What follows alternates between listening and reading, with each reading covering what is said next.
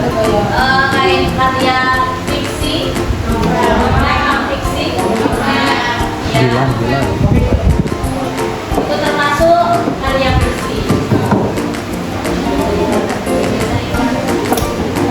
Oh, berarti Mas ini suka baca karya sastra ya, karya fiksi?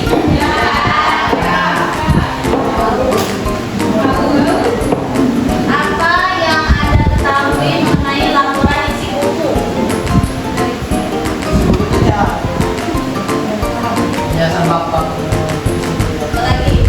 Data isi. Ya, itu termasuk. Apa saja?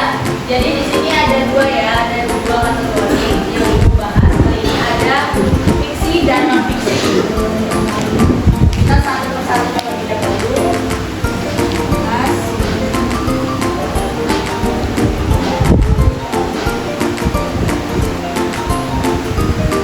Dampaknya atau duduk belakangnya.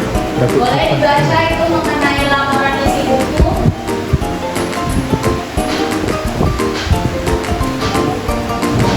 Jadi laporan isi buku itu merupakan suatu ringkasan atau kumulasan yang terdapat di sebuah buku yang telah kita baca.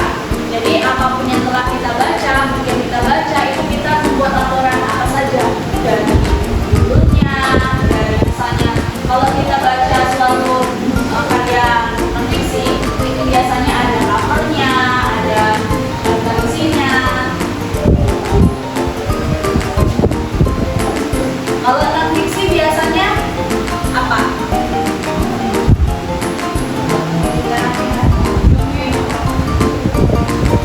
Tuan dari laporan isi buku.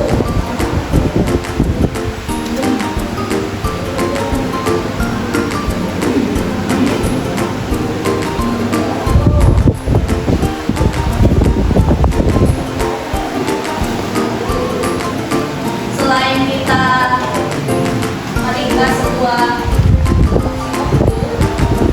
itu ada tujuan lain, yaitu yang pertama untuk meringkas atau mengetahui ulasan buku tersebut, yang kedua merevisi dan menilai pesan dari sebuah buku yang kita baca, yang ketiga memberikan panduan bagi pembaca lain. Jadi ketika kita sudah membaca buku, pasti pembaca lain itu juga ingin mengetahui tentang buku tersebut yang kita baca.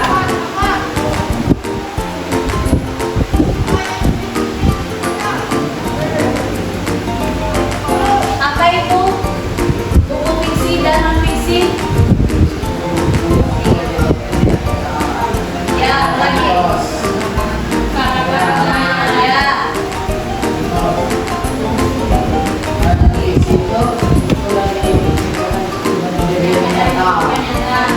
Yang non fiksi dapat dipertanggungjawabkan, data-datanya itu valid. Ya, contohnya nanti ya.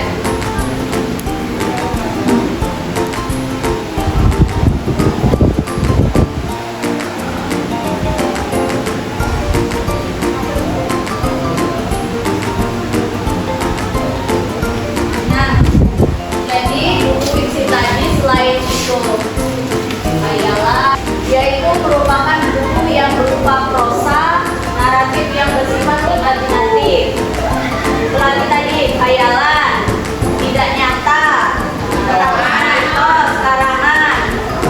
Terus dia juga mengandung kebenaran yang dramatis, hubungan-hubungan antar manusia.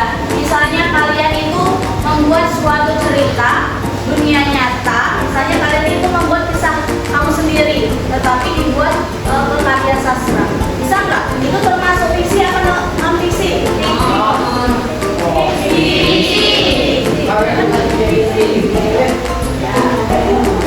Nah, kalau misalnya kita itu mau buat suatu karya sastra, tetapi dengan unsur-unsur yang memiliki ada nilai budayanya, misalnya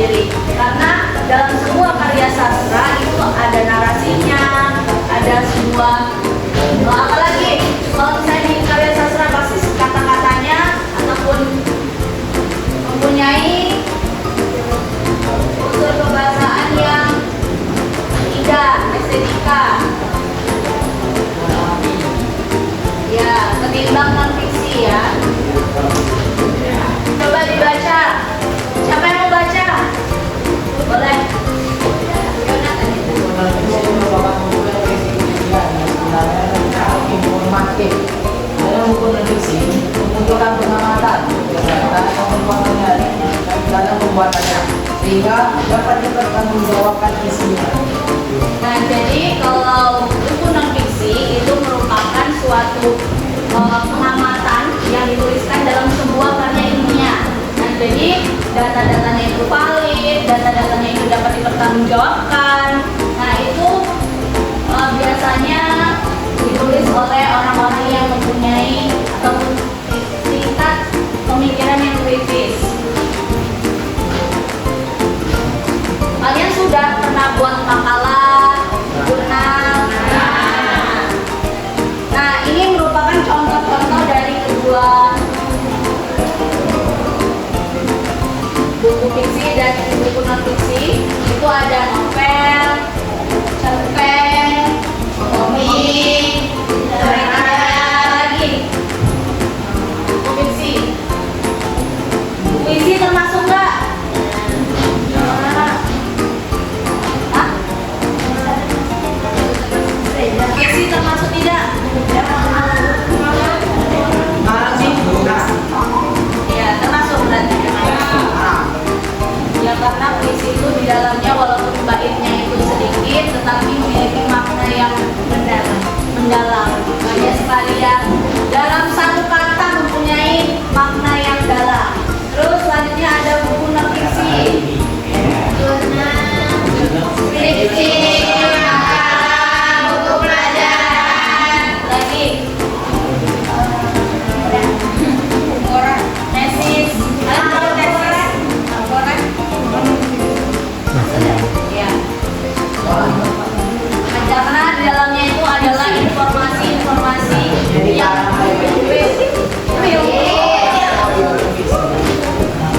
karena sesuai dengan kejadian. Macam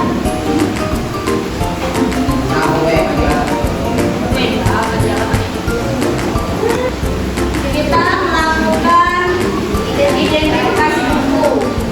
Identifikasi buku itu dalamnya ada apa aja? Ketika kita ingin membaca buku pasti kita melihat bukunya. Judul. Ya. Terus nama penulis. Ya. Tanggal penerbit buku. Ya.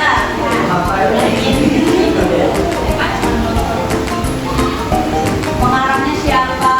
Judulnya apa? Penulisnya siapa? Tahun terbitnya kapan? Yang kedua yaitu jenis buku. Jenis buku itu yang fiksi dan fiksi. Ada terbagi menjadi dua tadi kan? Ada apa aja? Fiksi apa? Non fiksi apa? Terus yang ketiga itu sinopsis.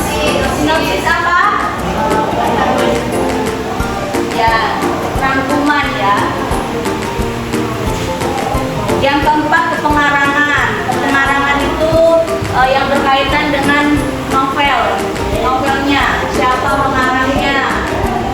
Selanjutnya itu kekurangan dan kelebihan buku. Apa saja kekurangannya? Misalnya dalam segi kebahasaannya dia terlalu susah dipahami oleh pembaca. Kelebihannya misalnya kalian baca buku, misalnya kelebihannya dari isinya coba. Ya mudah dibaca karena mungkin kata-katanya mudah diresap, menarik. Mungkin dari itu judulnya tadi sampulnya, jadi kita nih menarik, ingin membaca. Penilaian apa? Ya. Selanjutnya yaitu penilaian. Bagaimana kita itu menilai sebuah karya sastra? Apakah itu layak tidak dibaca oleh kita? Misalnya buku itu tidak layak dibaca oleh misalnya di umur ya misalnya nggak boleh harus di atas 20 tahun, tidak boleh. Selanjutnya itu simpulan. Nah, simpulan itu dari sinopsisnya itu disimpulkan dari novelnya yang telah kita baca, itu disimpulkan apakah itu layak juga. Dari keseluruhannya itu sinopsis juga sedikit udah tuh penilaiannya sedikit. Itu disimpulkan, itu terdapat di simpulan. Yang digunakan, nah itu tadi karena indah, bahasa yang digunakannya juga misalnya mudah dipahami, mudah yang jelas lah diingat. Jadi kalian itu tidak lupa karena bahasa yang digunakannya itu mudah.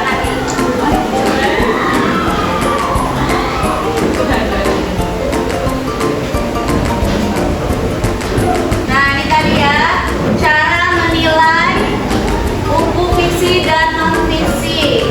Nah yang pertama tadi udah mengidentifikasi. Yang pertama kita menganalisis buku. Itu metode identitas buku yang tadi ya, seperti penerbit, nama penulis, halaman, sampul juga termasuk.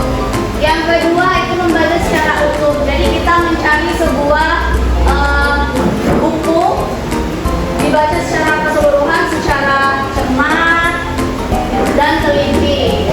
Yang ketiga yaitu menandai bagian buku yang dipandang penting. Jadi kalau yang biasanya itu yang kita resensi, misalnya gitu, kita ingin resensi sebuah karya sastra novel. Jadi yang kita teliti apa? Identitas bukunya, usul dari sinopsisnya, dari biografi pengarang sebuah buku, seperti itu. Selanjutnya yaitu yang keempat, membuat ringkasan atau intisari buku.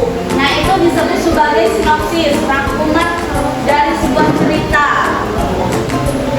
Selanjutnya itu menentukan sikap dan menilai buku. Jadi kita itu menilai buku. Apakah itu tadi pantas dibaca atau tidak? Materi tambahan untuk kalian. Apakah ada yang bertanya mengenai buku non fiksi dan buku fiksi?